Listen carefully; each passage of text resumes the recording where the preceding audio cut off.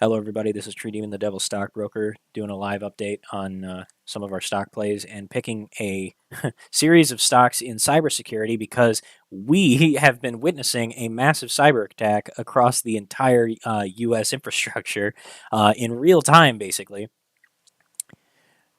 I'm going to go ahead and pull up Down Detector to show this in for everybody else who's about ready to tune in here. This ought to be fun. Let's see if we get a few people in here. For everybody who is watching in the Discord, let's see if we could get, if you wouldn't mind throwing out a tweet. I'm going to go ahead and send one out right now.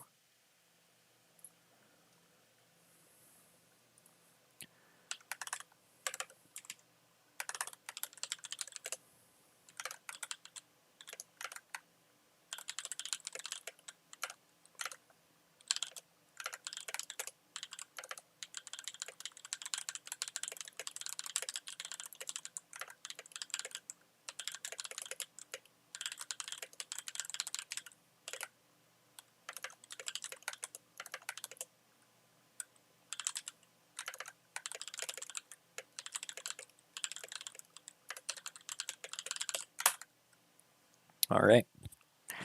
Tweets out. If you guys wouldn't mind going ahead and sharing that for me, I would much appreciate it.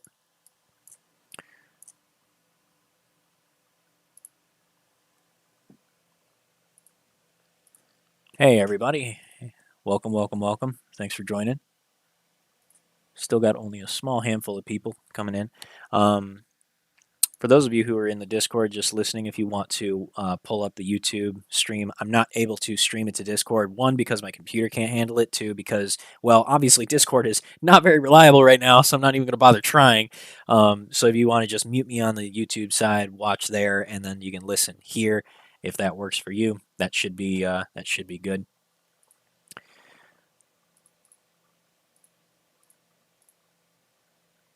All right, all right, all right.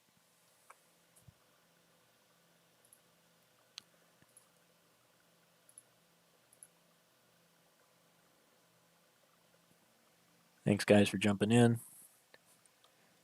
All right, guys. Good to see you. All right. So we've got a few things going on in the market, which is kind of hilarious. First thing that I'm going to show you is, well, we've got a lot of shit that's down right now.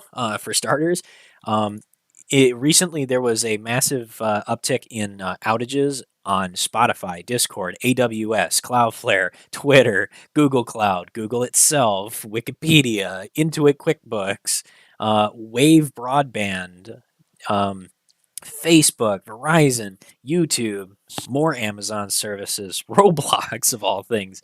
There's just a hilarious amount of outages going on right now, and as it would appear, there's been some power outages as well.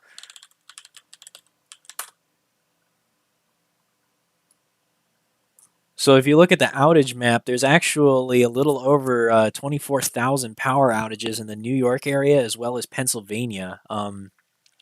Which there's an interesting coincidence here, but the tri-state area between New York, New Jersey, and Pennsylvania are closely tied together in terms of their power, and the fact that there's so many outages concentrated around these areas is a little bit concerning. California as well, with a major outages going across the state. We're not sure exactly of the localities just based off of this map, but let's see. Maybe we can narrow it down a little bit.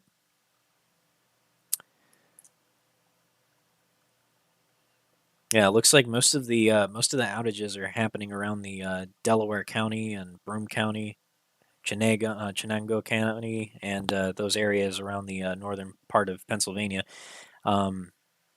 I'm not exactly sure what cities these are precisely, but that combined with a bunch of internet outages just kind of tells me there's some funky stuff going on here. So I'm like kind of side eyeing Russia, like, well, what you doing? And yeah, so the point is that there's a lot of funky stuff going on with the internet, and this is an obvious sign of a denial of service attack. Okay, for those of you who don't know me very well, I do cybersecurity for a living. That's my job. I'm a penetration tester. My job is to actually test the security of different systems, and I have a great deal of familiarity with these types of attacks.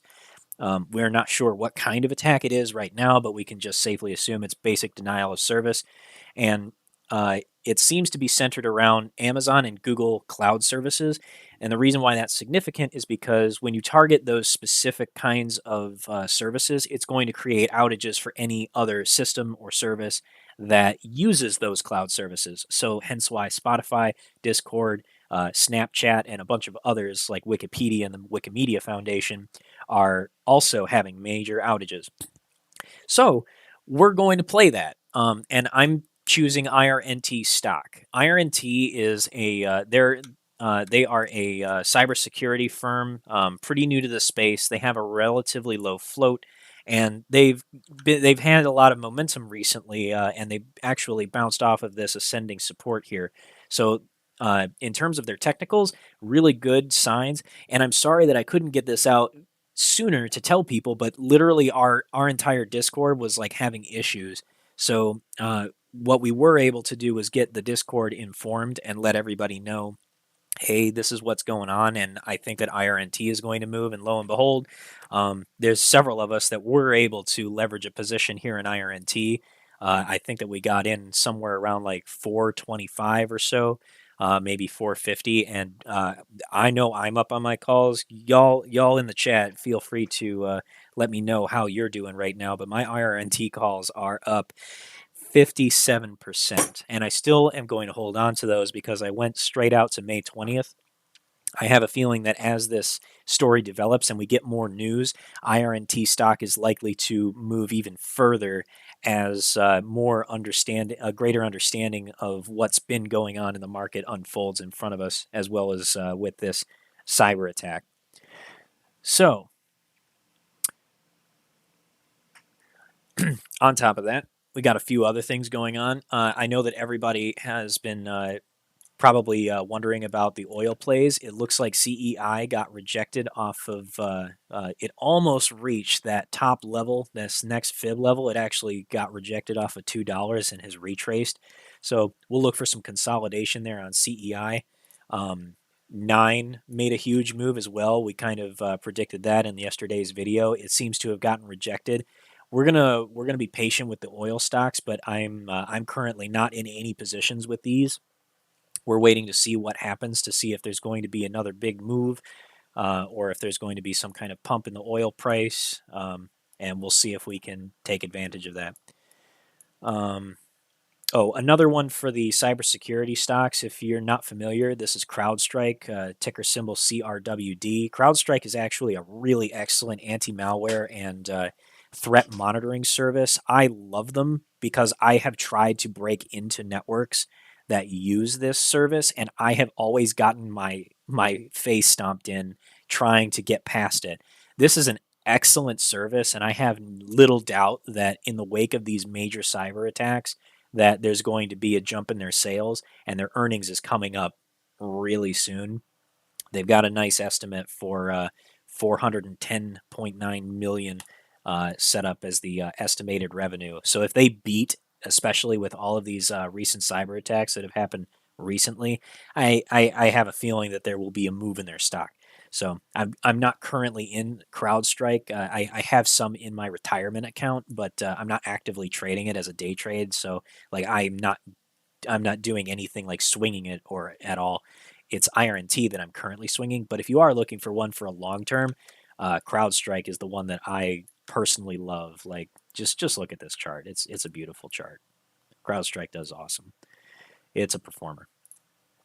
Update on the SPY. I got out of my SPY position. Again, sorry I couldn't get an update out sooner, but I got out of my SPY position at around 420.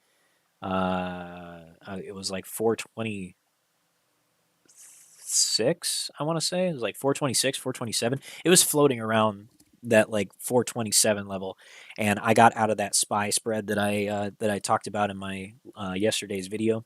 So took a nice 30% profit on that, and then got out of it entirely. We're gonna keep watching the flow on the SPY to see what we get, but right now Discord is down. Like, we've got some chat working, so people are able to chat and talk in the VC, but our bots are all down. Like, we can't get any requests out to the Discord API. So we'll just have to work on intuition right now, I guess, and whatever data we're able to work with in TradingView. Another one that I'm looking at currently is IDEX as a EV play. This one's been in a falling wedge pattern for several months, actually, since the beginning of January 2021, and it's looking like it's consolidating down here and getting ready to break out. So as soon as it crosses this signal line, I'm going to be taking a position.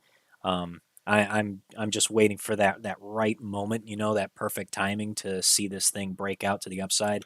If you're not familiar with IDEX, this is an EV play. They make electric mopeds and motorcycles.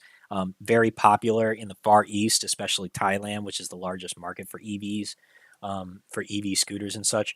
That's so that they've got a pretty good stranglehold on that market. As a matter of fact, is in terms of EV, they've got a really expensive model for EV moped and motorcycles, and they're pretty stylish as well. So I like this stock for a long term pick. They diluted quite a bit as they've been making acquisitions, but I have a feeling that as they approach this earnings coming up here on the 16th, that there might be some jump in their stock. But I would be playing this one for a long term hold, probably doing some leaps. Um, I like this stock for the long term as a newcomer EV, and they've got vehicles in production. They're selling actively, like they're already out on the market. So there's no waiting for a new vehicle like with Mullen. So this is one of the more sensible EV plays, I feel like, and it's way less expensive than Tesla. So this is my personal choice for an EV play. Speaking of Mullen, Mullen is moving up, bouncing off of a supporting trend line. It broke through very briefly, so we'll go ahead and reset this a little bit here, just so that we have that here. But we did set a support off of the $1.10 uh, horizontal support there, and it bounced off of that perfectly. So now we just see if we get some more continuation. Um, it's looking pretty good. The pressure is still up. Market makers are still shorting the hell out of it. And as a matter of fact, I need to take a look at the Ortex data just to see where we currently are with that. All right. Been doing a lot of talking now. Let me catch up with you, chat.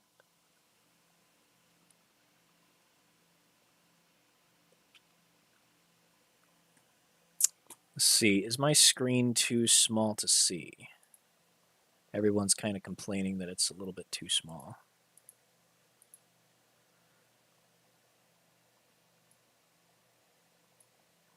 Let me do this.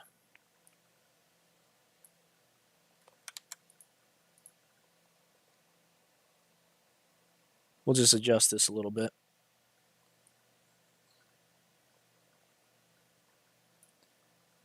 All right, there we go. Hopefully that makes things a little bit easier. I'll go ahead and zoom this in a little bit so you guys can get a better look at the trade chart. Meanwhile, I'm going to go ahead and take a look at Ortex.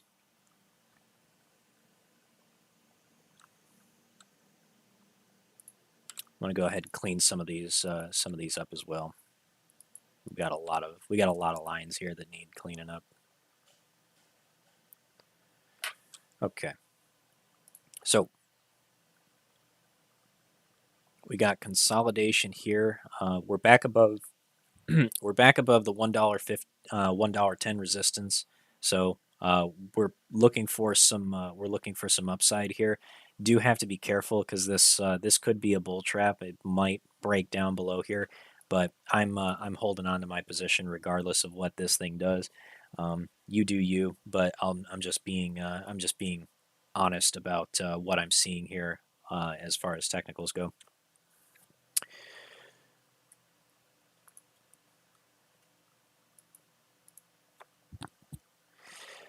So let's see. I think we've got some other folks here in the live stream studio chat between the professionals and the mods. What are you guys seeing here?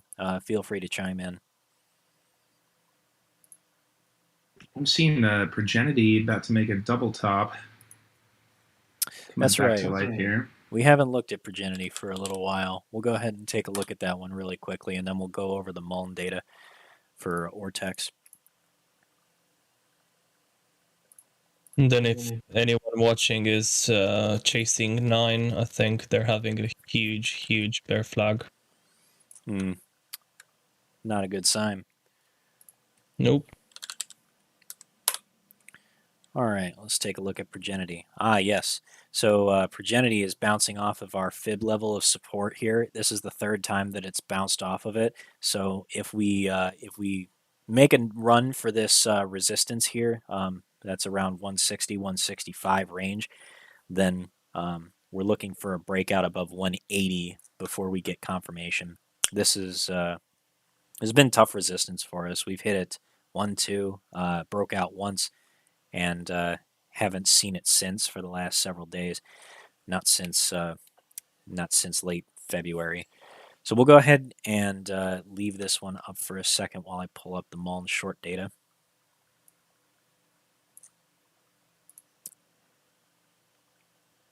But I did actually double down on my position on Progenity. This one I got some calls for $1, $1.50, and $2 between July, April, and January 2024 strikes. So I'm kind of spreading myself out across the different strikes and expirations.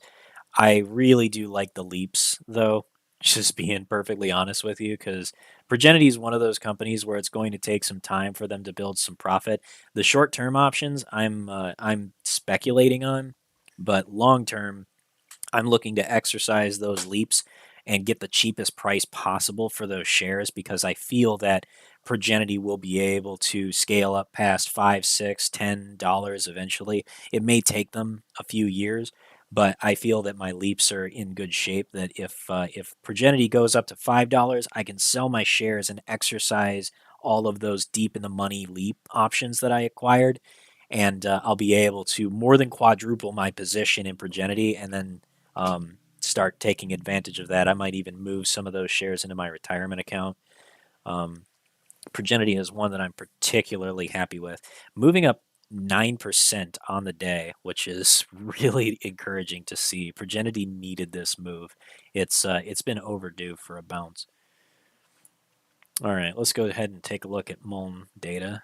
The Ortex data on MULN shows that the short interest percentage of free float is now at 24.15%, or if we go to the plain short interest, it's a little over 4.78 million.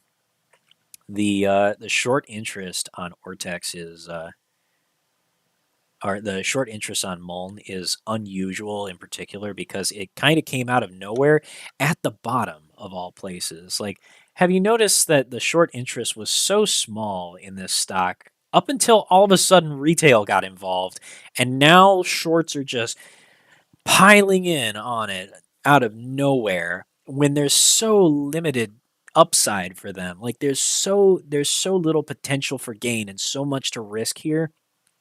That's because market makers have over leveraged themselves and they've been trying to hold this thing down and control it because they've been using short exempts to short without locating shares. And they think that they can convince retail to sell by scaring us out of our positions in order to get what they want.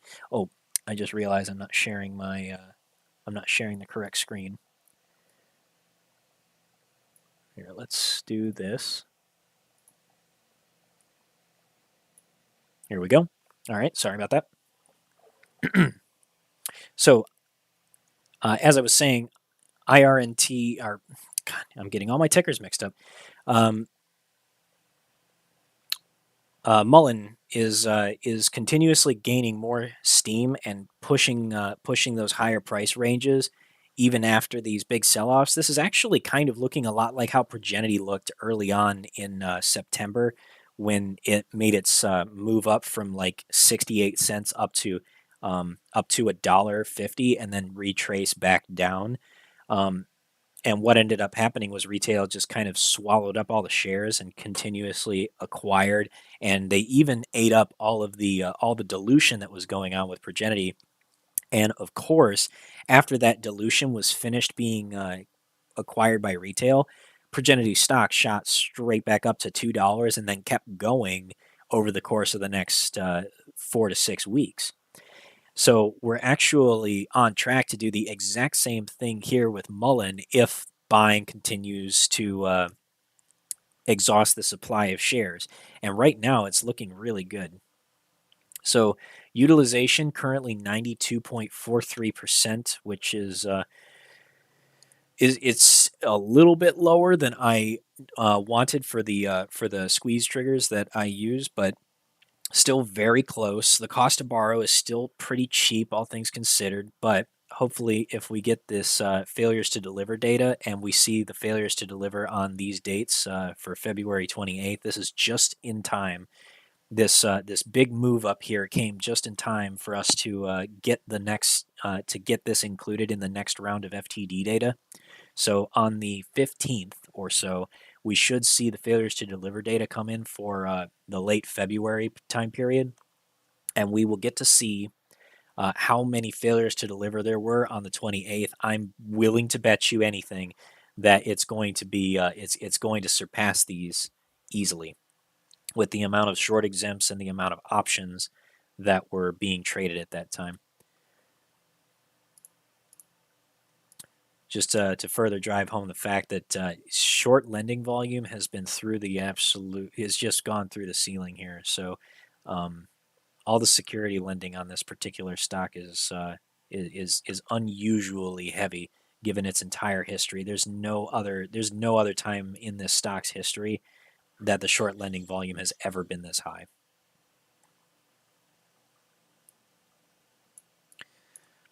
I think we've illustrated the point nicely there. So we'll go ahead and move on from this one. Just to sum up the rest of my thoughts is that Mullen is in an excellent position to retake $2 and hold up there if we can continue on this trend. It is looking strong. So if we keep moving up through this and break out of this wedge that we've created, it's a bit of a risky play. But if the buying keeps up, break out of this level, see us move up to and possibly surpass $1.40, then maybe we go back to here and break out to $2 again. We'll see what happens.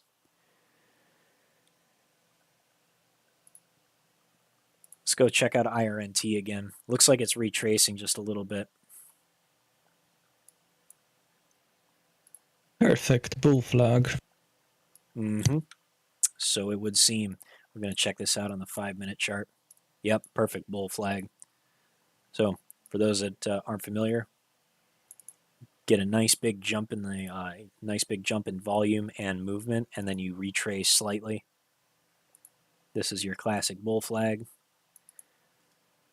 Now, if we see a breakout back above $5, we can expect it to make another jump from there. And that's what we're waiting on. So IRNT, we're actually forming a nice. We're getting set up to form a nice cup and handle as well. So if we return back to this $5.70 level, then retrace again, form another bull flag, that would actually complete a very large cup and handle. So if we get this breakout here, that'll be the next level that we look for. So we'll go ahead and set that now.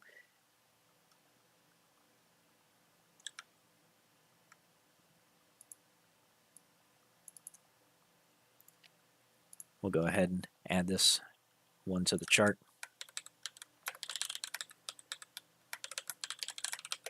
Reminds me of SPRT for some reason. Does it really? It's kind of the same setup when SPRT first ran back in, I think, I want to say it was February 2021. They first announced the merger with Greenwich. They ran up to like $8, something stupid, and then they sold off. I think at the bottom they hit something like 70 cents. It was like a whole kind of like 7-8 months long cup. So nowhere near as short as this one. Interesting. But just like absolutely perfect. And then from it ran up to 8, retraced to like 5, and then just the rest of history. You know? Yeah, I could see it. I could see it. Especially with IRNT getting so much options interest, that would actually make a lot of sense. Let me actually pull up the options data here on IRNT because I'm curious to I'm curious here. Let's see yeah. Let me look at the call options for this week. Okay, so $1.50 calls are still 5 cents on the ask. I'm sorry, I'm looking at the wrong ticker. IRNT. I run Scourge. Scourge is back up Scourge in is live back stream up. chat. Fantastic. Yep. Thank you. I'll go ahead and take a look at that.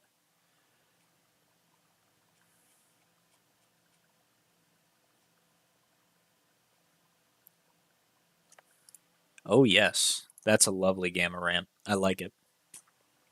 So I'll show this off to everybody here.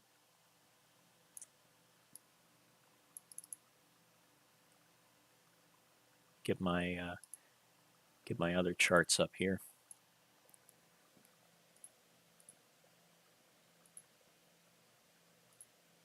So this is something that Scourge created for us. This is kind of our visualization for gamma ramp. What you have over here on the y-axis is the percentage of calls versus float in the money. So and then down here on the x-axis you have the strike price. So as the market price goes up and crosses the strike price, more and more of the float goes in the money. So we're speculating that at $6 strike, then there would be 4.7% of the float in the money, which it's not a huge amount, right? It's not a ton, but that does leave some room for it to run because of this gamma ramp. And if IRNT can actually cross $6, $7, $8, then there is a potential that we get more than 10% of the float in the money, which could create a bit of a supply crisis for market makers and a big opportunity for retail to scalp some trades. So that's actually that's really encouraging to see. I'm actually going to go back and look to see what other data we have. Do we have anything for short exempts on IRNT as well? We run it. Yeah, if you could run that for me, Verde, we'll take a look at that. I'm gonna go look at IRNT on the on Ortex. See if we get some additional insight here. 8% short interest. Very interesting. So this thing got hammered down pretty badly.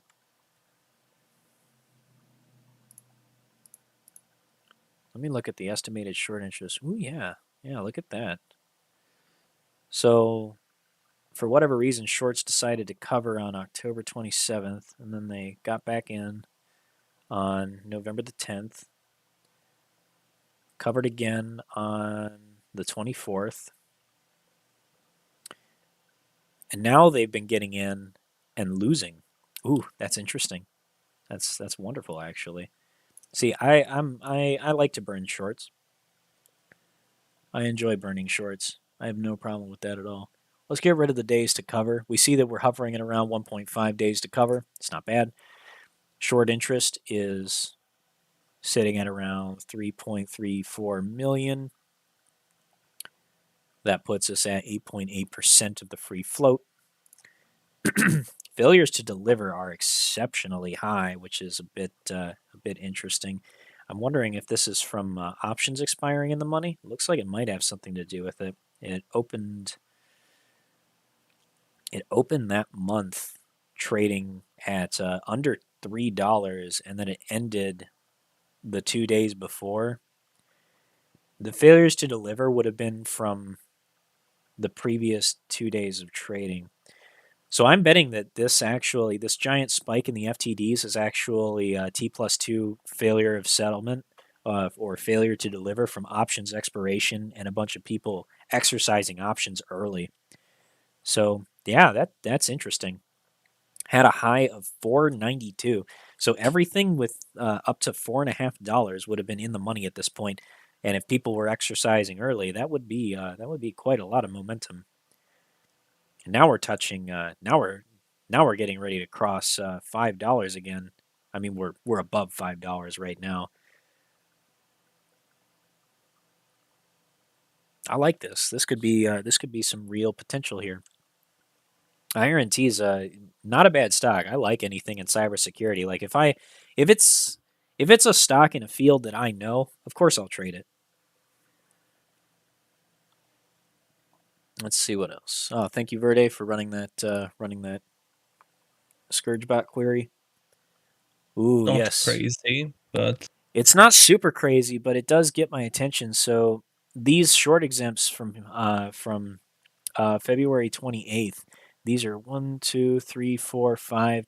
So today actually was the T+6 for these failures to deliver. So, excuse me. Didn't want to cough in everybody's eardrum.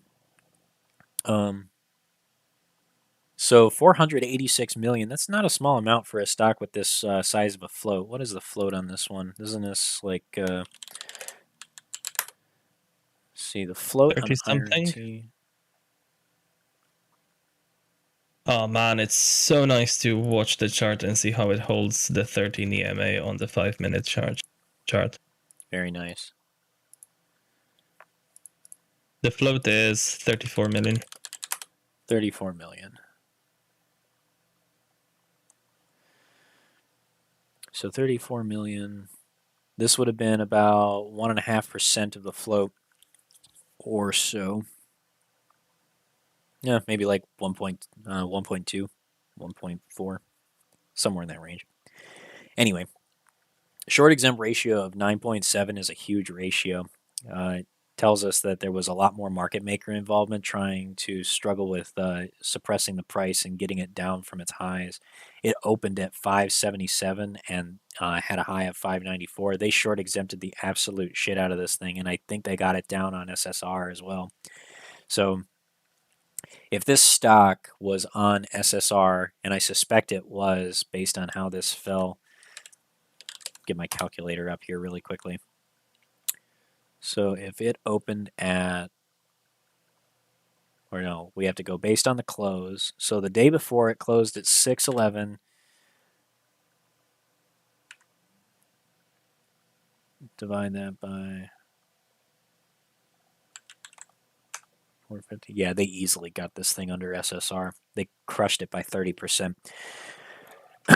So anytime you see a stock go on SSR, that's basically like free reign for the market maker to be like, let's just short exempt everything. And then they smash the price in, get it crushed down, and then they cover their failures to deliver early while they have a chance and the price is trading low. So this ship has probably already sailed. The opportunity to outpace the market maker would have been at the low when it hit this $4.50 range, and then for retail to just uniformly buy in at that price. But not likely to do that unless you're like watching that ticker and nothing but that ticker. It's one of those situations like if you want to catch a market maker with their pants down, you kind of have to have a little bit of tunnel vision, and not everybody can do that. Hopefully, as we continue to develop ScourgeBot, we can screen for these incidents and find these opportunities as they come up. But anyway, what can you do? The good news is that IRNT is still showing a great deal of strength, still resisting all of that bearish momentum and just the constant desire to just keep pushing it down and keep controlling the price. And this FTD spike all the way back here, just 2 days after that major options expiration or Actually, the day after major options expiration. Good sign. This thing has a lot of strength. I like it. Good opportunity to burn some shorts. Let's head back over to TradingView and see what we got here. We are getting ready to break out of this bull flag. Let's do it. Let's do it. I believe in you. Mullen still tracking, following this ascending line of support. Excellent. That's exactly what we want to see. I'll go ahead and set an alert on this. Do it once per bar.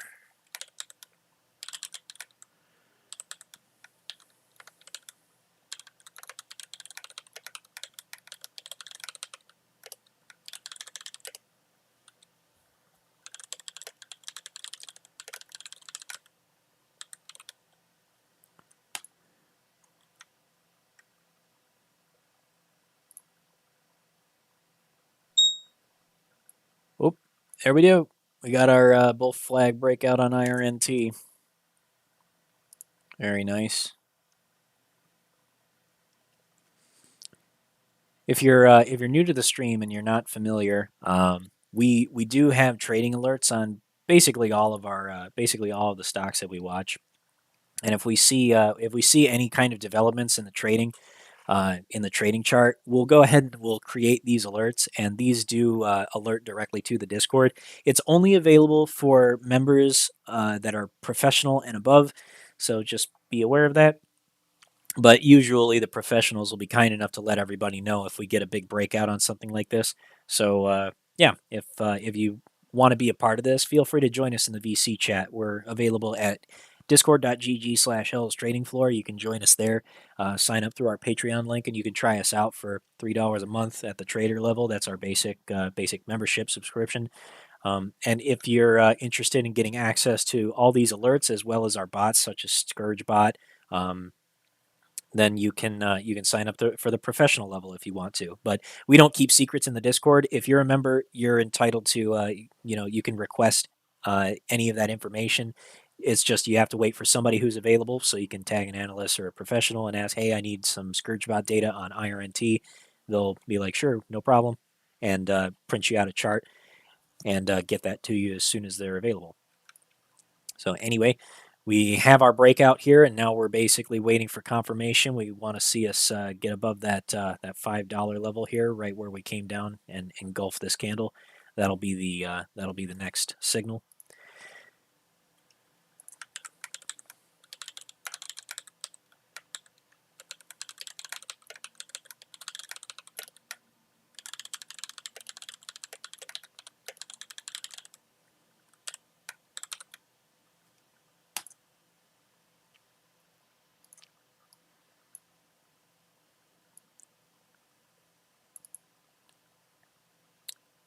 Nice to see a breakout. It's nice to see a little bit of green. Okay, all right. Calm down, TradingView. Let's calm down now. Oh, I see. Did it already break out? Oh, it did. It touched it. Okay, that's why. Interesting. No, it didn't. TradingView, are you lying to me? Whatever. It'll do it in a few minutes anyway. IDEX is getting very close. I'm thinking I might take a position sooner rather than later. I'll wait until the 11th. Breakout or the 11th, whichever comes first. Then I'll take a position in IDEX. It's better to wait for confirmation. Be patient. Let's take a look at AMC. What's AMC doing? Bouncing off of its... it's basically just rolling across the floor right now. It's so frustrating. You can see the volume is just next to nothing. The earnings were so good. Such an amazing surprise earning. And it did nothing. It sold off, as a matter of fact. Such bullshit. Ugh. Whatever. What can you do? Market makers and hedge funds are the ones in control, right?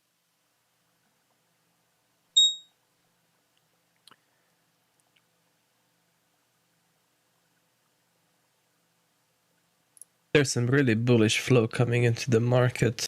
Google, Amazon, Shopify. Is there really?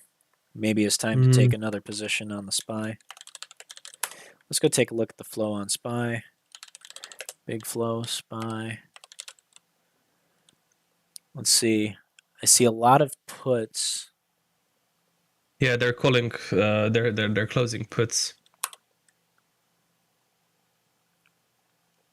Yeah, there's a lot of puts being closed. Let's see. I don't know. Somebody did March 31st, $415 strike puts above the ask. They spent $12.5 million. That's quite a bit. Oh, whoops. Lol. Sorry, did not mean to throw that in the wrong channel there. Pew pew. I'm breaking my own rules. Oops.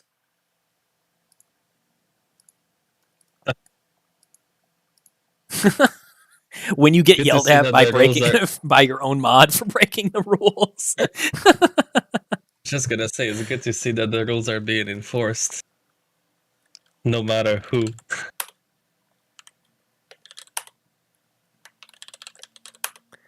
All right, let's see. Commands on cooldown. Let's take a look at Apple.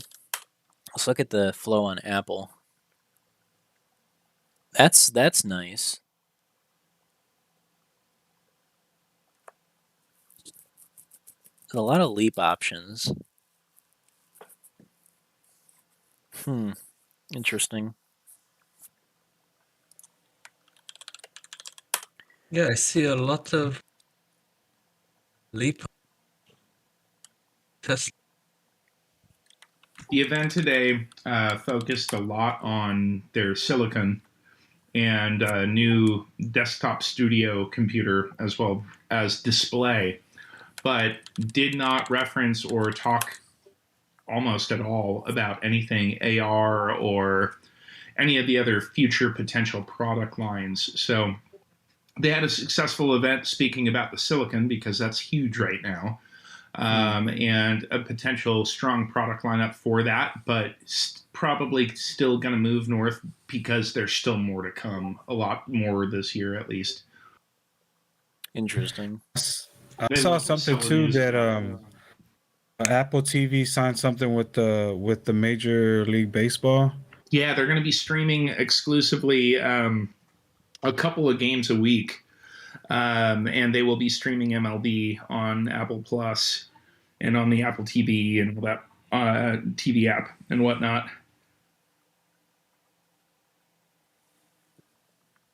This is interesting. There's a oh, never mind.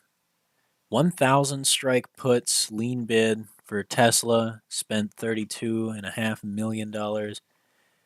And then 1,010 strike puts above the ask buying puts for the same expiration date, an hour apart. I'm trying to get a bead on what the flow is, but the market just seems really uncertain to me now. It seems very uncertain. I'm not sure. What's Tesla actually doing? I'm probably not going to trade Tesla, but I'll at least look at Tesla.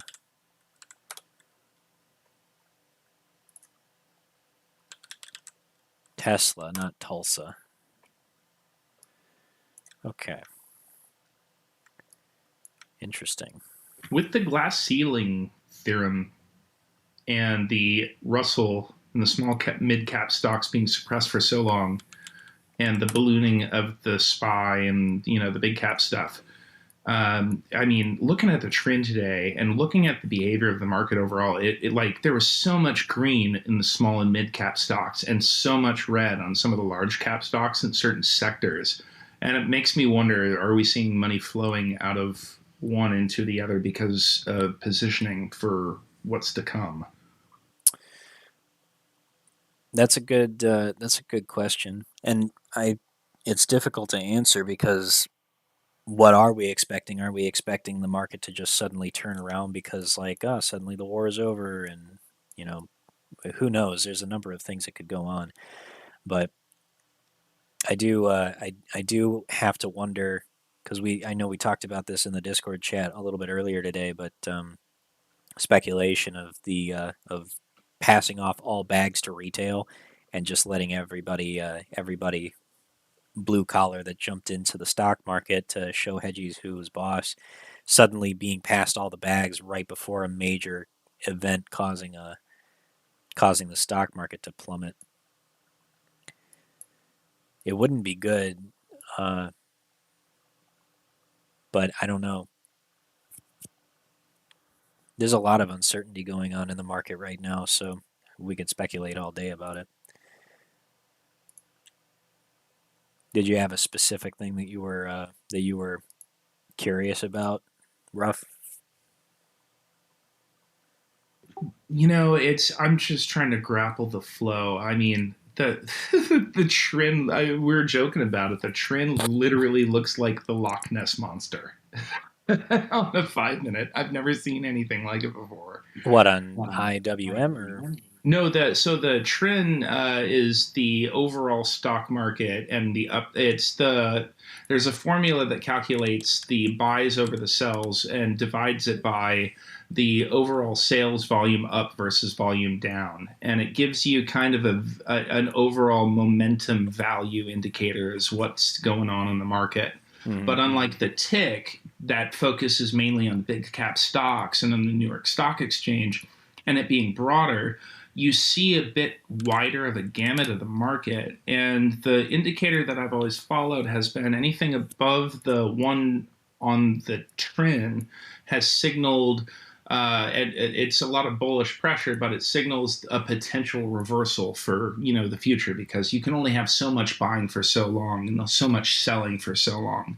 So anything below the one looks, and the further down it goes, the more and more it kind of signals that there might be a potential reversal to the upside. And that's kind of what happened today and yesterday. I mean, it's been pushing down and down and down, and it opened at 0.46 or 0.45 this morning. And we had that huge just whoosh up and all this green, but the green in the market was really divided. It wasn't all across like we saw a week or two ago. It was really divisive depending on the index and the market. And then it just kind of bounced around, up, down, up, down, up, down all day today, and kind of barcoded, but really wildly. Yeah, I hear what you're saying. It's kind of weird to see the entire market barcoding at all ever since. Right? I mean, I've never seen that before. It used to happen all the time before before the meme stock pump, and COVID and everything. Like, that was par for the course. You'd speculate on the SPY moving. You'd speculate on the SPY moving like 20 points in a week or like a month. And like anything where it moved triple digits ever was like, oh God, people are losing or making money hand over fist. It was one way or the other, and it was unpredictable. But the way that money's just been poured into the market is just like the way the money's been poured into the market, the way it has just created like all this euphoria out of nowhere. Oh, look at that. SPY is getting ready to move again. Oh, what the hell? Wow. All right. I'm going to watch this. I'm going to watch this for confirmation. Can we get some flow on the SPY just to see if there's any change? Yeah, once I pull that up, something that I actually talked about with some friends at lunch today, and Paul in Discord now or Scrap Queen actually just pointed out. I completely missed it until today actually. The squeeze on nickel. The squeeze on nickel? Mm-hmm. Nickel. They turned off the buy in the UK. It's just insane. They turned off the buy and what's the NICKEL nickel. Nickel spot from currency.com. Third one down. What the fuck? Oh my god. Is this like what the hell? Is this like a That's is the this price like of a nickel. that's the price of nickel commodities? Yeah. Holy shit. What the fuck is in nickel that's so important? Well, it's on in all the EVs and shit like this. Nickel cadmium Batteries, my batteries. friend. Yep. All the anodes or cathodes or whatever you call them, the electrodes are made out of nickel. It's actually a very cheap and high volume way of producing those electrodes, because the alternatives are silver or gold. Gotcha. So the Holy basically, shit. yep. That's wild, man. That's wild. Also, you have basically all the old AAA battery. Well, old, not old, but like old-fashioned batteries. They have a nickel zinc chemistry. Yeah. Yeah, nickel zinc and nickel cadmium. Wow, that's wild. I would have expected lithium to do something like this, like lithium sulfur. Oh shit! It also looks like it's a big war material. I know it's used in. I know it's a material used in slugs for bullets. Armor plating, anti-aircraft guns, ordnance, Yeah. portable bridges, blah blah blah blah.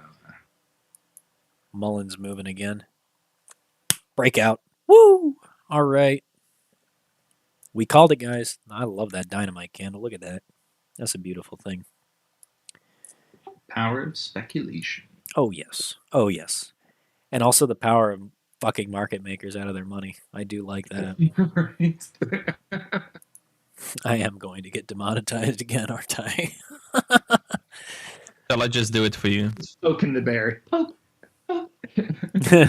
What you gonna do, YouTube? You gonna throw me out now? How about now? I thought this was a free country. I didn't hear no bell. I love South Park. Stan Marsh So or good. Stan's dad. I forget what's Stan's dad's name? Randy Marsh. So Oh man, this is getting to be an exciting close of the day. Look at this, closing above $1.20 on Mullen, or at least looking like it. I like it. I like it a lot. Market makers really over leverage themselves here now. If we can get this thing to close above $1.80, that would be the ideal. I was looking for $1.80 because that's when the market maker really started punishing this thing, and it would put every single one of their short exempts underwater. But they may have been closing out some of those failures to deliver now while they had the chance. All the failures to deliver that they had well, what I should say is when they created all the short exempts starting on the 1st of March that they used to hammer this thing down over the next day, that 22 million, those all became failures to deliver yesterday morning, right? So they can close those at any time. They can choose to close them at any time. But the speculation that we're having is that they're going to push it out as long as possible because they want to close favorably and they want to get those shares back without losing their ass. Mullen has almost 860,000 shares parked on the bid at 120. Wow. That's amazing. That's insane. I love it. I wish that TradingView how had much time did and it say? sales data. It needs to add some more elements to this. He said it said 860,000. 860,000 on the bid for 120. We're going to call that support. Let me check. We're going to call that Actually, support. Holy Let me smokes. check. We're going to call 120 support. Yeah, that's good. Oh, man. It's just breaking the view up now. and it's gone. Look at that breakout. What a nice breakout. I love it.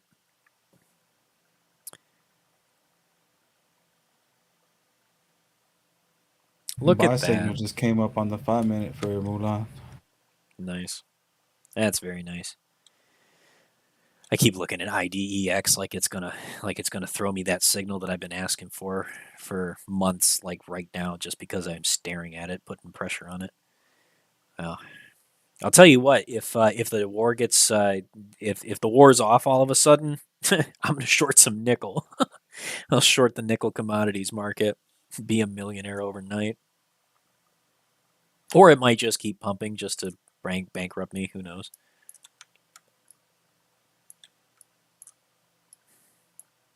I'll have to get into the futures market and start buying puts. What a lovely day! What a lovely day to trade a cyber attack.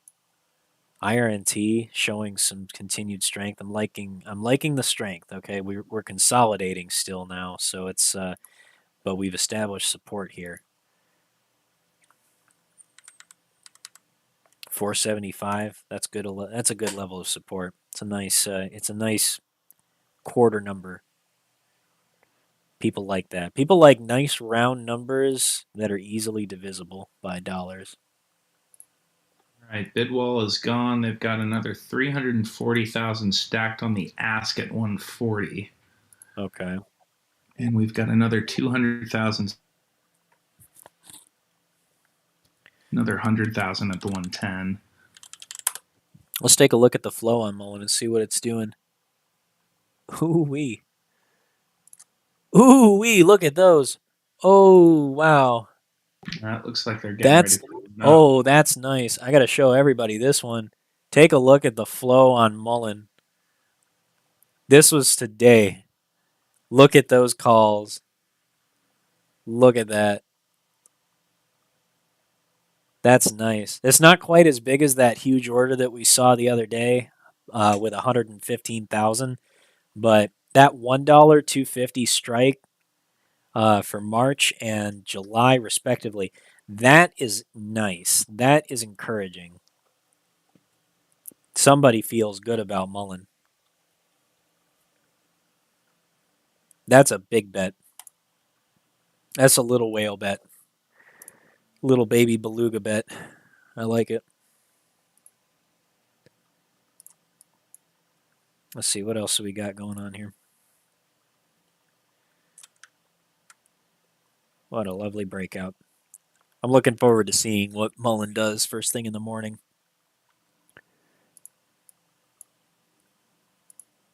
See it start pushing $2 again.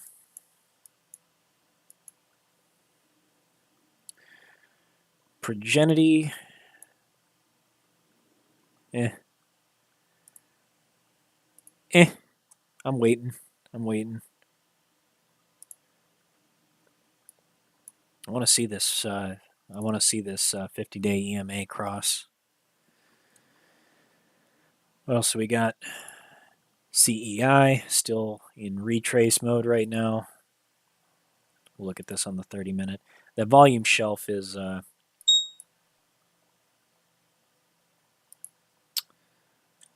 volume shelf says that there's a ton of support here right where CEI is trading at. So we're going to have to see how it reacts to this 120 level. If it bounces here or if it breaks through. If it breaks through, I'm out of oil. I'm not going to take another position. I'll calmly wait for the war to end.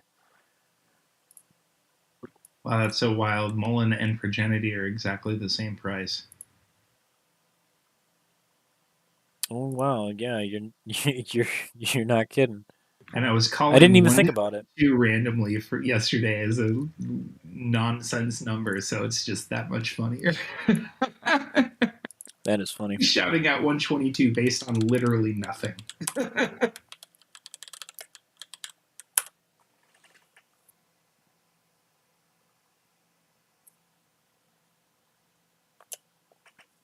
Okay.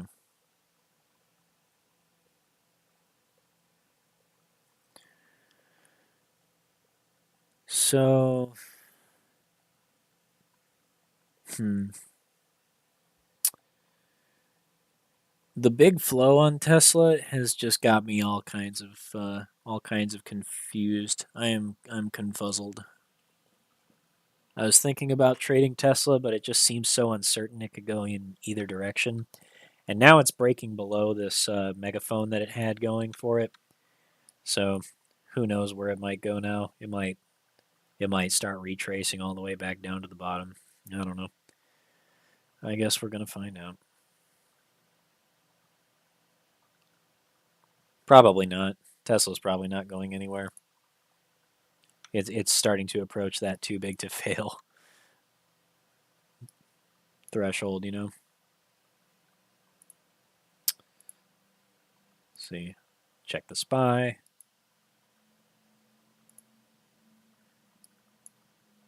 Oh, how about that? Maybe it is time to go ahead and trade another SPY call. I'll do it. I'll do it. I'll trade one SPY call, and I'll go long this time.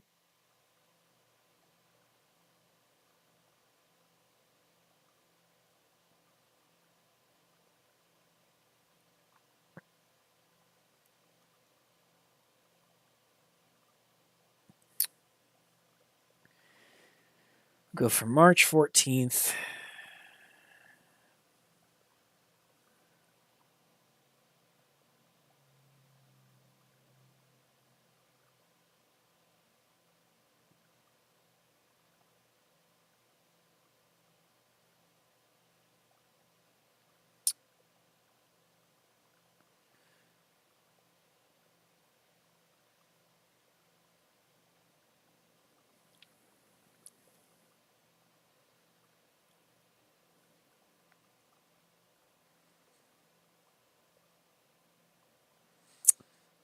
Let's see.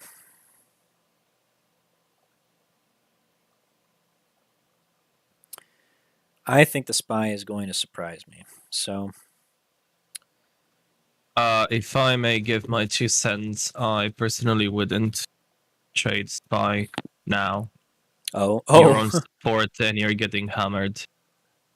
Ooh, good call. Thank you. Looks like you stopped me from getting in too early. Well, even if it goes sideways from here, Theta will just throw you over. Eat you alive. Yeah, good point. Basically, yeah. I thought I was seeing a breakout, but now it's looking like a fake out. No, you just tested the 13 EMA on the 5 minutes and that got rejected.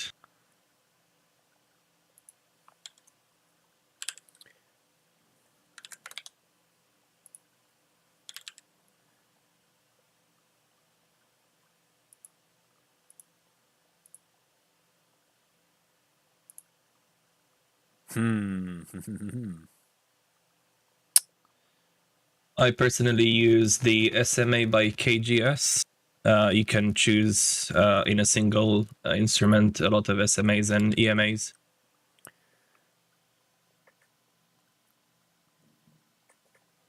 See, SMA by KGS. Yeah. Does that come with buy signals? It's literally, I'll put it in Discord for you. Thanks, dude. SMA space by space KGS. That's actually Flabbergang gave us that. Not made it himself, but dug it out of the multitude of indicators in TradingView. Gotcha. Nice. SMA by KGS.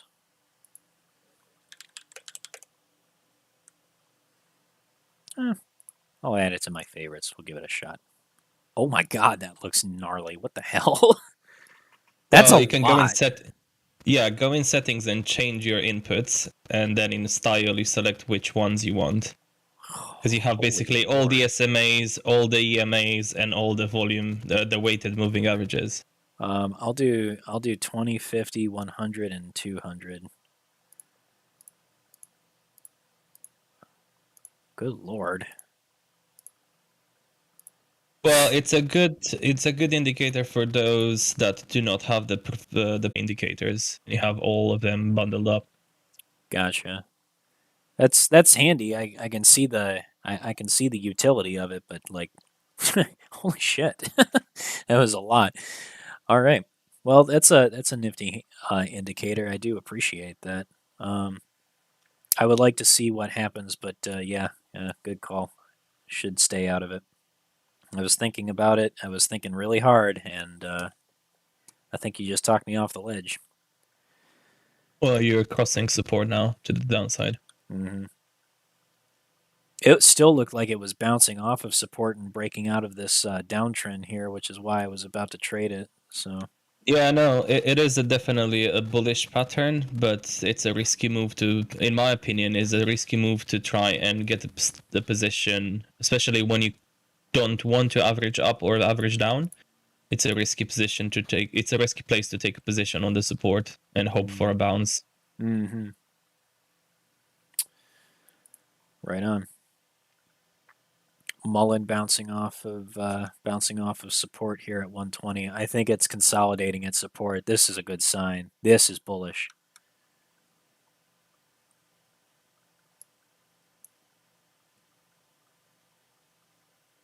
Looking a bit like a bull flag, wouldn't you say?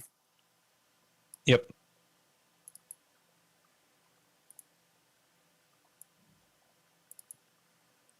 Back-to-back bull flags. Breaking out again. Nice. He's testing that VWAP at 122. I haven't been Oh using my my god. VWAP. Oh my god. I see 600,000 in one lot for Mullen. One block on the bid at 122. Oh wow, seriously? Oof. I just posted that in the live stream chat. I'm so tempted to average up, honestly. And I also just got a crossover for the 1348. Well, we're coming up on the close of the day. We got to decide if we're going to hang on to these IRNTs. I'm going to, because honestly, what I expect to happen is for there to be some major news that there was a cyber attack today and that Russia is possibly involved. Don't know that, but who else would go and attack the United States internet infrastructure after having their economy literally implode? So as far as I'm concerned, I'm thinking that IRNT is getting ready to make its next big move. It did break out of this bull flag here, so it is consolidating at support. All good signs. I'm liking it. And it filled the gap from yesterday to the open, so that's out of the way. Yep. I like it. We'll see if we consolidate here at support. We'll probably kind of like middle around on 475, 480 for the rest of the day. I'm not expecting a huge breakout after hours, but pre-market, I think that'll be very nice. 9 looks like it's about done. Like it looks like it's weak as hell. We might see oil pump again. Who knows? But I'm not going to bank on it. Tesla's breaking down. SPY's breaking down. I'm going to just stay out of it. I'm going to hang on to my plays. Somebody mentioned BBIG. I think I will take one look at BBIG before. Ding, ding, ding. Too late. Market's closed. And it's bottom. It's respecting support, but yeah, it's respecting support. But there's no other bullish signals. It's just at support, and it created a head and shoulders pattern on the 15-minute here. If you see this, so I'm gonna wait. It's not looking it's not looking great. It's not looking bad. It's just kind of there. So BBIG, I'll be patient on. What else do we have here? Let's go ahead and review all the other plays. Oh my god, I'm still seeing 750,000 in the after hours on Mullen on the bid. Are you serious? 750,000. Sorry, 570,000. Sorry, a couple 100,000 off. Only a couple 100,000. No big deal. Ooh, wow.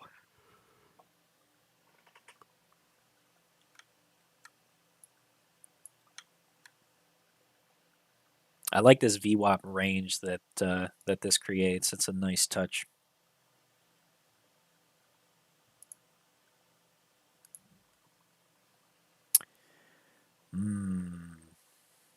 I would call that VWAP a support right now.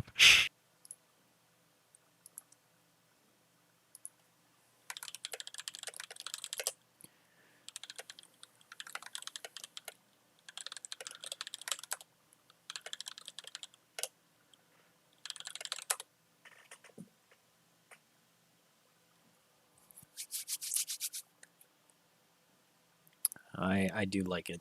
I'm looking forward to seeing what Mulan does. Boulet's got it. Boulet's got me hooked on calling it Mulan. Watch, I get pinged by Disney. How dare you shame the name of one of our highest grossing films? Smack! Associating us with a car. Poof. Pshaw. ATER earnings today. Tide is the bullish signal for BBIG. Yeah, I know about Cryptide. We're still waiting on it. Honestly, like, I'm a little miffed at BBIG's executive board. Like, they really kind of they blue-balled us hard like 5 different times when it came to like the Cryptide announcement. Like, ooh, it's coming, but not yet. A week later, and then it collapses, and then they'll start pumping it again. Oh, hey, Cryptide's coming. It's coming sooner, but not yet. Pisses me off. You know, honestly, like, I wish that they would just shut the hell up. They got enough of my money. They don't need any more. I'm going to wait until BBIG's like, until they actually say, like, Cryptide is here. It is announced. The company is there. You can buy shares on the exchange. And then I'll be like, great. Now I will think about it. But honestly, like, BBIG has disappointed me so profoundly because of how badly their management has screwed up their PR statements and making promises that they could not cash. I'm still bullish on the company overall in terms of like, can it succeed? Yeah, absolutely. But their executive team, like, just purely out of the fact that they have continuously been like, yeah, something great is about to happen, and then just pull the rug out from under people and then dilute the fuck out of the stock.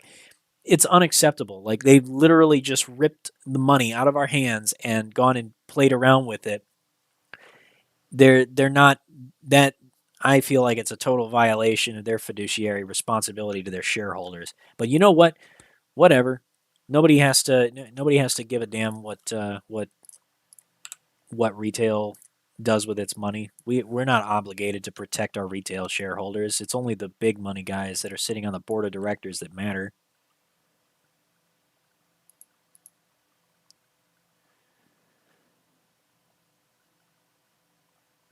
Let's see. Bollinger on the daily is beautiful for Mullen. I don't use Bollinger Bands very often. It's not really my trading signal. It's nice. It's just another oscillator though. So I mean, if you like MACD, that's good too. Ooh, it's moving after hours.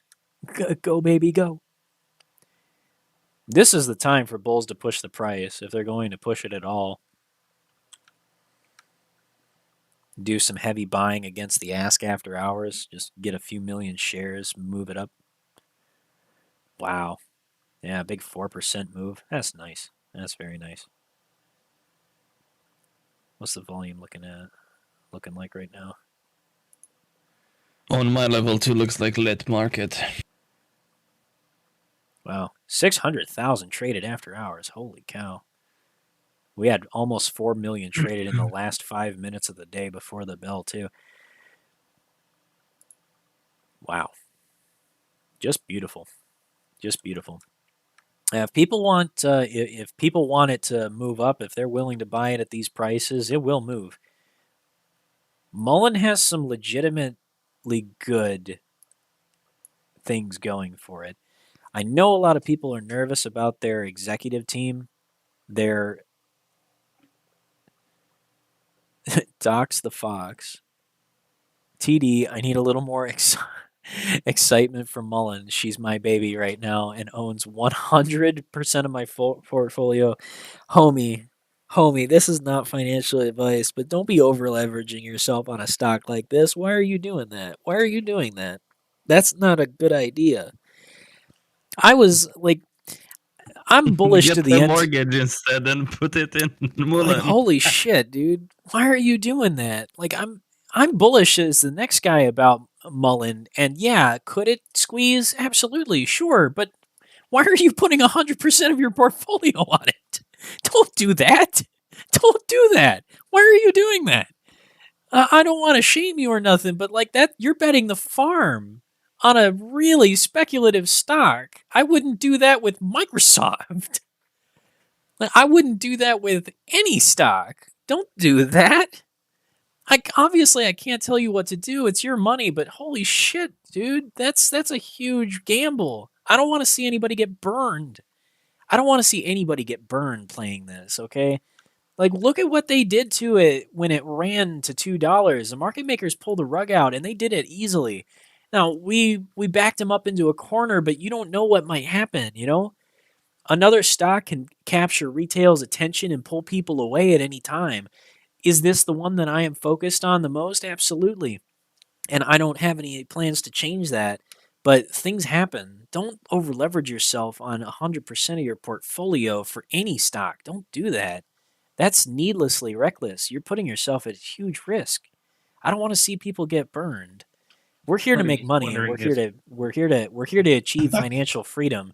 It doesn't, and as much as I am for like a financial protest, trying to like hammer the guys that fought against this stock and tried to smash it through the floor, like that's all well and good, and sure, but I'm not going to do it with my entire portfolio. Nobody should do that. That's a really that's a way to really give yourself a heart attack. All right. For real. This is Guy said he sold his wife. suspicion Boulet's catfishing us. I sold a kidney. Cashed in all my bonds in my safe and asked for an advance on my paycheck. Put it all in. Fucking dude. I hope you're trolling, man. I really do. I hope you're trolling. Or at the very least, if you're not trolling, I hope this thing gets up to like $20 and you cash out at the top, because oh my god, that is the biggest like lay your balls on the table move I've ever heard of.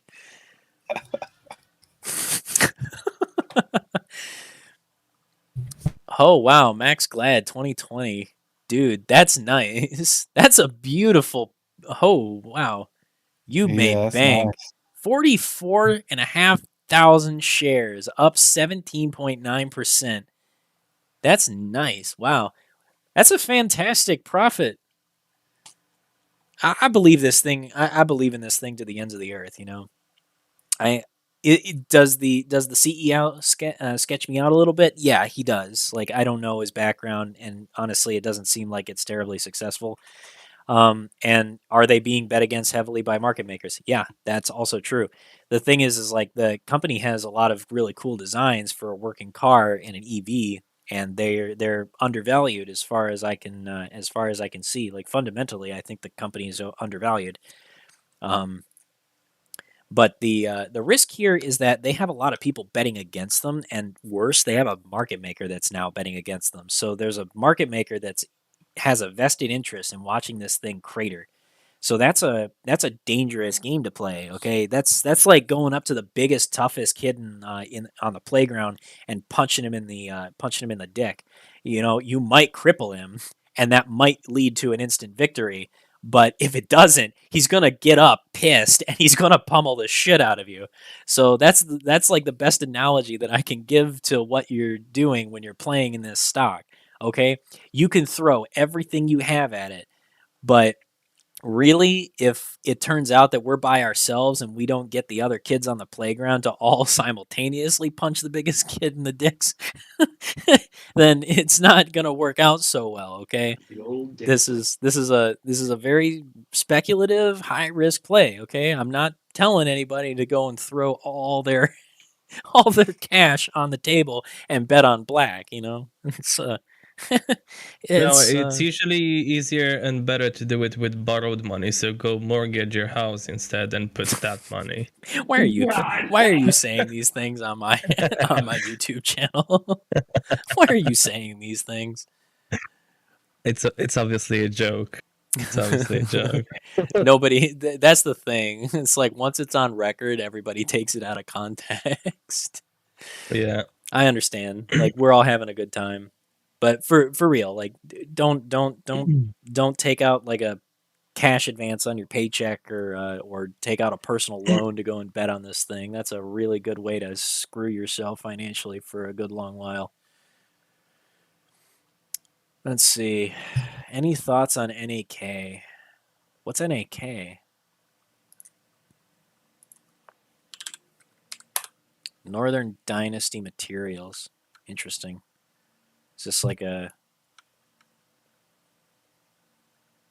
Northern Dynasty is they have the Pebble project in Alaska. They've been in a long fight for it's a I believe it's the largest gold deposit or copper deposit in the world, but they're having an issue with the environmentalists on Salmon Run down or up there.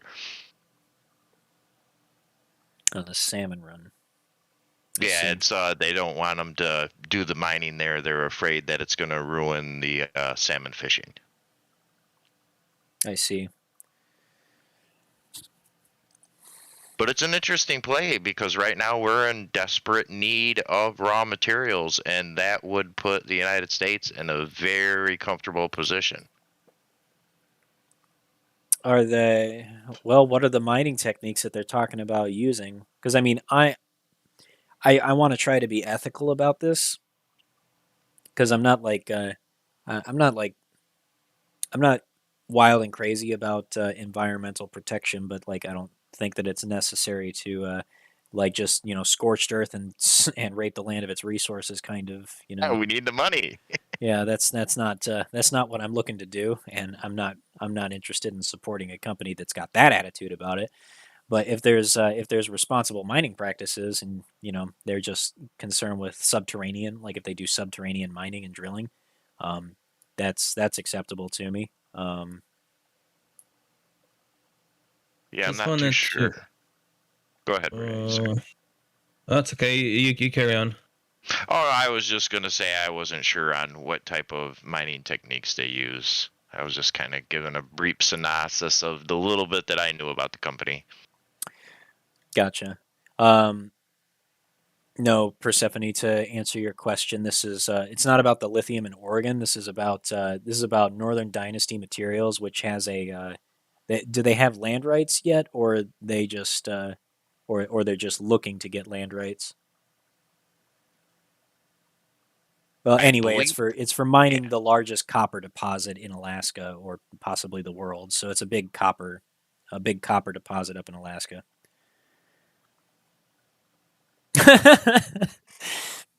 Indeed. So apparently, environmentalists are saying don't kill all the salmon, and that's their justification for holding off on it.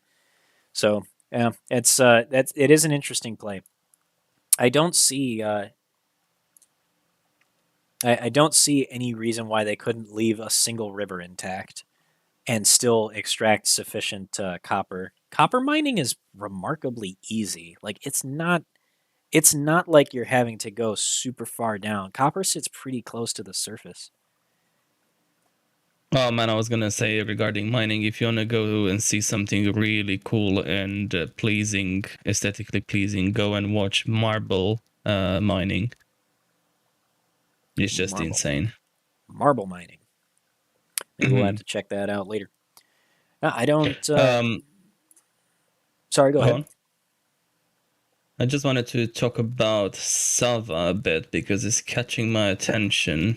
Sava. Not just, yeah, because Sava Sciences, a very, very popular ticker in the Reddits.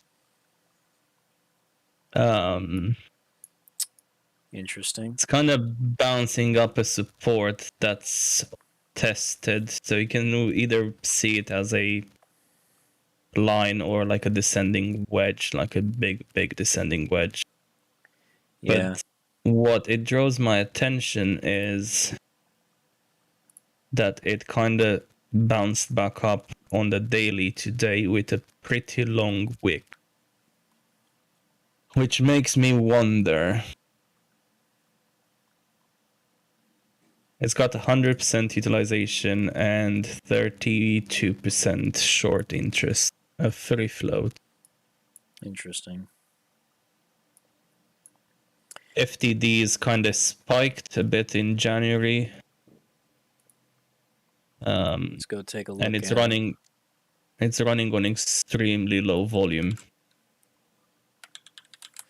This ticker has come up on my radar before early on in 2021.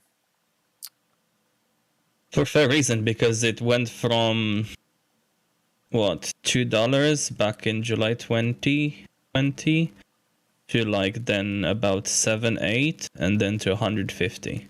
Yeah, that's no joke. It moved for sure. That's interesting. Let's see.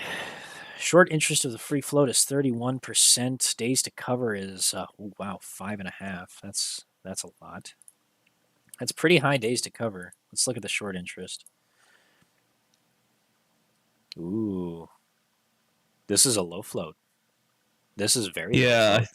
I think it's like 30 million. 34 million, 34, 35 million. Ooh, and if I interesting. I want to say they were also having some. Oh, it hit the threshold list.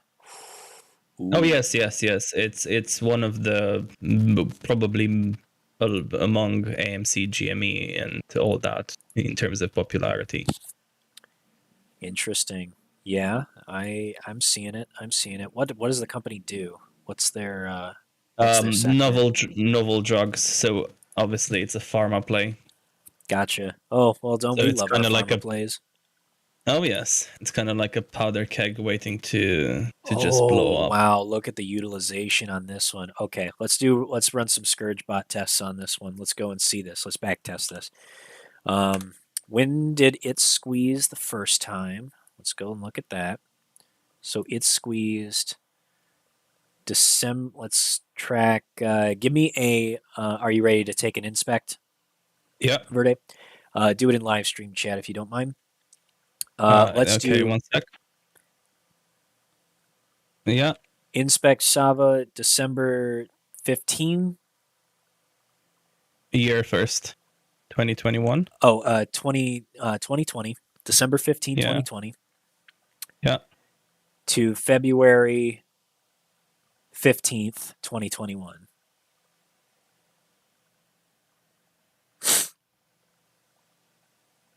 Well, we might have to get the historical options on this and see how much the gamma ramp was on it. Yep, for sure. And then get ready for another inspect. Give me April 1st, 2021. Yep. To August 15th, 2021. We're going to go crunch us some numbers. All right, let's see. Oh, easily. This thing easily hit the triggers. Let's compare this to, let's see, utilization throughout this entire period was bouncing off of, utilization hit 91% during the run-up. Yeah. So I want to look at January 2021. Okay. So January 2021. This is the time period where it got significant. Okay. Yeah, this is where the market maker over-leveraged themselves with these short exempts because this is a small float. The short volume was super high. They tried to smash it and it didn't work. They over-leveraged themselves. And then 3 days later, they were underwater. Yep. Okay. Yeah, and if you look at the security lending volume compared to now, it's kind of now we're lending a lot more, I would say. Yeah. For those asking, this is ticker Sava, Cassava Pharmaceuticals. We're looking at a back test for their previous play. Oh, there was Todd Vergence on this too. Did you notice? If you look on the daily chart before before that big spike, it had we had a Todd Vergence event early January. We had another one again on the 21st of January. Interesting. Okay. Yeah. Wow. We had several signals on this one. The 5-day SMA delta rate is what really gives it away for those that are watching this on YouTube. The 5-day SMA is just the 5-day simple moving average, and it's tracking the average price over the previous 5 trading days. So if the price is consistently rising and the 5-day simple moving average is consistently rising, that's a good sign for bulls because it's actually putting more and more shorts underwater as they're over leveraging their positions and they are not being given an opportunity to get out. So that's why the 5-day SMA is so important. The delta rate is the rate of change. So if the 5-day SMA is tracking at like 5% or more per day, that's a good sign that market makers are like way over leveraged. And it needs to be a slow ramp. Short squeezes need to be a slow ramp. It's not one of these things where it can have these big volatile ups and downs and shit. It doesn't work. It ends up giving them too many opportunities to get out because they have algorithmic trading. So it needs to be a slow ramp where the price is consistently moving against them. And that's what happened here. This is why Sava squeezed. We had a huge amount of short volume previous in early January 2021. There was already a high amount of short interest leading into January. And as the market maker got involved, you see these high short exempt ratios going above 5.9, 7.35 right here. This shows us that the market maker entered in and then they started getting over leveraged.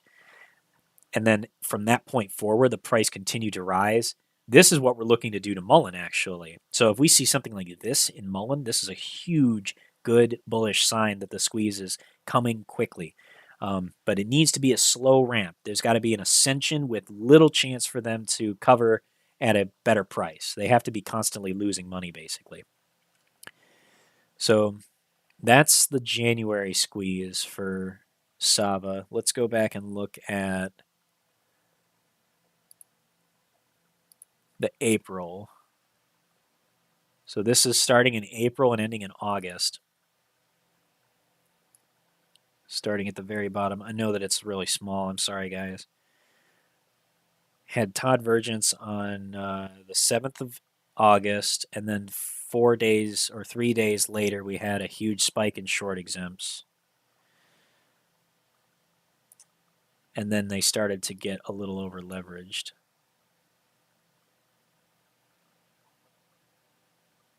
Yep, they hit it heavy, wanted to get it down, and then all of a sudden it turned around on them. 5-day SMA delta rate staying above 5% for several days in a row. Looks like 3 days in a row there. Looks like I'm about just about out of time, so I'm going to close on this one here.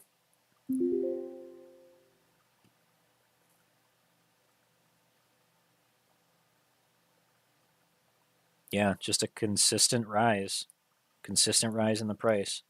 Shorts never had an opportunity to cover, and the market maker stayed out of it.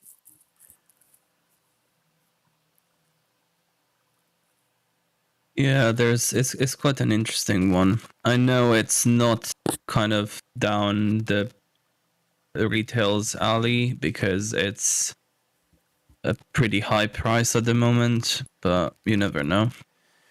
Never know. It would probably be a tough case to sell to retail.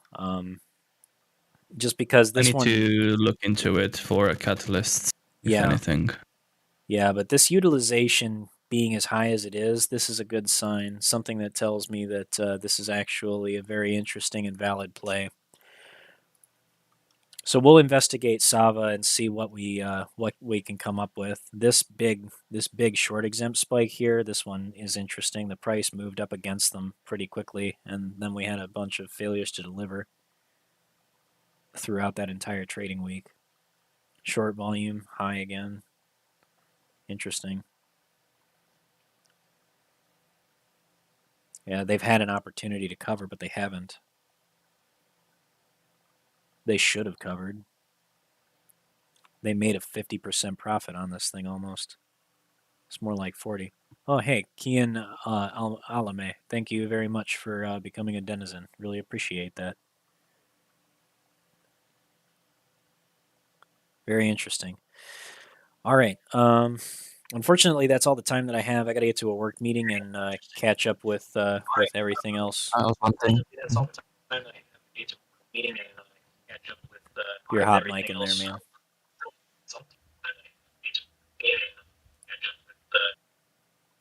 It was Dave. Ah, that's all right.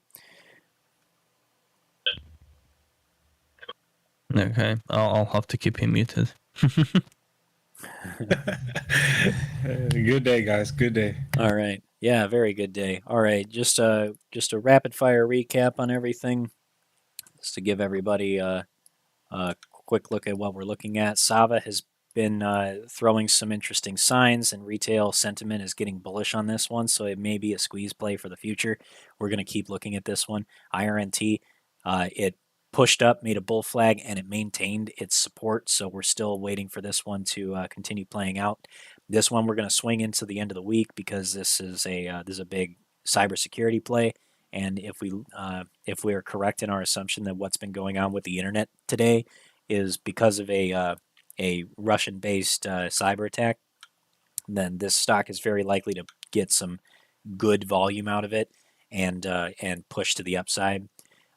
Looking at IDEX to break out of this falling wedge here for a nice reversion play. This one has pushed some like good 200% gains over the course of a single month of trading before. So, and this is a nice EV play that's already well established in the market in the Far East. So it's actually this one's pretty valid. It's not big speculation like Mullen. Mullen is doing fantastic. It's pushing up past its resistance, and it's now broken out of this wedge. We'll hang on to this for now, but we're probably going to delete it here pretty soon. We're looking to see Mullen break above this 140 level here sooner rather than later. If we can get above this resistance, then our next upside is back all the way up at $1.80. We are expecting market makers to cover their FTDs tomorrow morning before the bell. So if there's going to be a big push in the morning, then it is likely to come early. If we see weakness in the stock, then it means that market makers have likely covered their FTDs and are going to try to push it down again. So act accordingly to do what you have to do to protect yourself. If that is selling call spreads or buying puts or whatever, you do you. I'm not telling anybody what to do, but I'm just saying be ready for it to make a big swing in either direction. Mullen can go either way. I'll try that again. Right now it is looking pretty strong. All right. That's it for me, guys. Thank you so much for tuning in. Really appreciate it. And we will see you tomorrow.